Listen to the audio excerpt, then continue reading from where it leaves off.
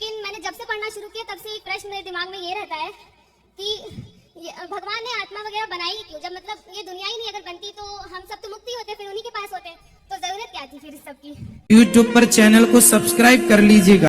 दोस्तों, जय श्रीमन नारायण, जय श्री राधे राधे राधे। गुरुजी के प्रिय भक्तों, उत्तर प्रदेश के वृंदावन में आयोजित धर्म और आध्यात्मिक चर्चा के दौरान यह युवती कहती है कि भगवान ने सभी को अपने पास बुलाना है तो फिर यह सृष्टि क्यों बनाई, क्यों मनुष्य को जीवन मरण के बंधन में बांधा?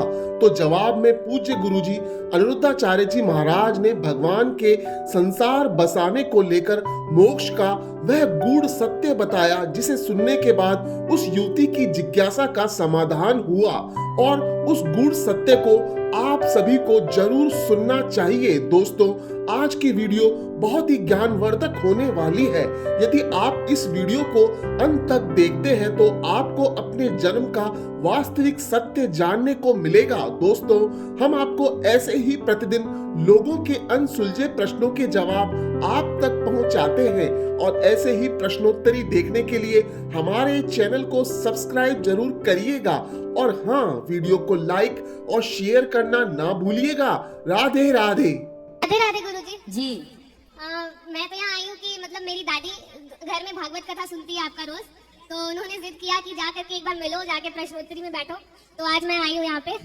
मेरा प्रश्न ये है कि मैंने भगवत गीता भी पढ़ा है, भागवत भी पढ़ा है। भागवत का एक्चुअली समरी पढ़ा था, तो उन दोनों में यही बताया गया है कि भगवान को पाएंगे कैसे, मुक्ति कैसे होगी, आत्मा मुक्त हो जाती है, ये सब कुछ लिखा हुआ है। लेकिन मैंने जब से पढ़ना शुरू किया तब से एक प्रश्न मेरे दिमाग में ये रहता है कि भगवान ने आत्मा वगैरह बनाई ही क्यों? जब मतलब ये दुनिया ही नहीं अगर बनती तो हम सब तो मुक्ति होते, फिर उन्हीं के पास होते, तो जरूरत क्या थी फिर इस सब की? अच्छा, ये बताओ, एक प्रकार का फूल ही बनाते भगवान, केवल गुलाब का, रंग बिरंगे फूल क्यों बनाए? दिन ही दिन बनाते भगवान, रात क्यों बनाई? क्यों बनाई रात? यदि रात ना होती तो दिन का कोई अर्थ होता? नहीं। दिन की कोई कीमत होती? यदि हानि ना होती तो लाभ की कोई कीमत होती? स्त्री ना होती तो पुरुष की कोई कीमत होती? उसी प्रकार यदि ईश्वर ने ये संसार ना बनाया होता तो फिर मोक्ष की कोई कीमत ही ना होती, मोक्ष की कोई वैल्यू ही ना होती।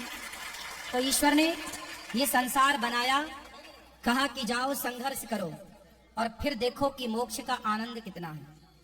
इसलिए ईश्वर ने ये दुनिया इसलिए बनाई, किस लिए बनाई? आनंद के लिए। आप वृंदावन क्यों आए हैं? आनंद के लिए। लोग घर क्यों बनवाते हैं? आनंद के लिए। लोग गाड़ियां क्यों खरीदते हैं? आनंद के लिए। लोग घर में पकवान क्यों बनाते हैं? आनंद के लिए। उसी तरह ईश्वर ने आनंद के लिए, अपने आनंद के लिए सृष्टि रची है। ये सृष्टि बनाई और बनाई ही नहीं, प्रॉपर व्यवस्थाएं कर रहे हैं, उत्पन्न करना, पालन करना, संहार करना, ये भगवान का रोज का काम है। तो ईश्वर ने आनंद के लिए, जैसे हम लोग बच्चे थे तो रेत के ढेर में बैठकर छोटा घर बनाते थे, खेल पूरा हो जाने पर मिटा देते थे, अपने आनंद के लिए। कंचे खेलते थे अपने आनंद के लिए। उसी तरह भगवान ने अपने आनंद के लिए संसार बनाया है, इसलिए भगवान का नाम ही आनंद है। नंद के आनंद भयो। जय कन्हैया लाल। अब बताओ आप कि भगवान ने दुनिया क्यों बनाई?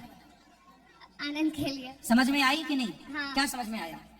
कि यदि वो दुनिया नहीं बनाते तो एक तो हम तो आत्मा है, तो हमें एक मुक्ति का आनंद नहीं मिलता। हाँ। और उन्हें अपना आनंद नहीं मिलता। देखो, मुक्ति क्या होती है?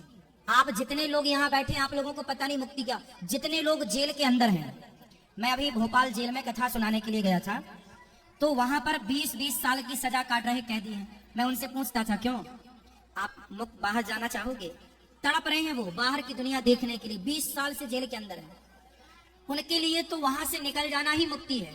अब उनसे पूछो कि ये आजादी क्या है? अब अपन लोग तो आजाद हैं, तो अपने को उस आजादी की कोई वैल्यू नहीं है। उसी तरह यदि डायरेक्ट मुक्ति ही मिल जाती लोगों को, तो फिर उस मुक्ति की वैल्यू, आज बाहर के लोगों को कोई वैल्यू नहीं है जीवन की। जो जेल के अंदर लोग हैं उनसे पूछो कि इस जीवन की क्या कीमत है। उसी प्रकार सब मुक्त ही होते।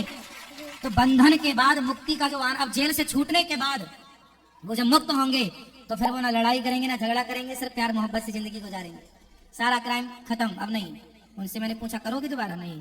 तो मुक्ति, बंधन के बिना मुक्ति का मतलब ही नहीं होगा ना। बात समझो जी। समझ में आई? हाँ। अच्छा, ये बताओ, आपको मैं गुलाब जामुन खिलाऊं और उसके बाद चाय दे दूं, तो गुलाब जामुन के बाद चाय का कोई मजा है? नहीं। चलो गुलाब जामुन दे दूं, उसके बाद रबड़ी दे दूं, तो रबड़ी का कोई स्वाद आएगा? नहीं। नहीं। क्यों नहीं आएगा?